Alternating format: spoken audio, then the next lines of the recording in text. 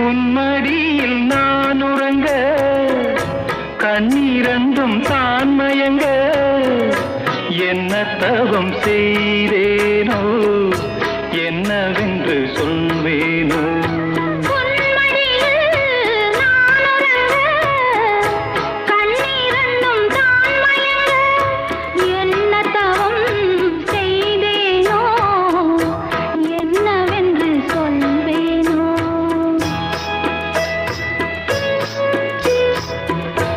ஏழ் பிறப்பும் இணைந்திருக்கும்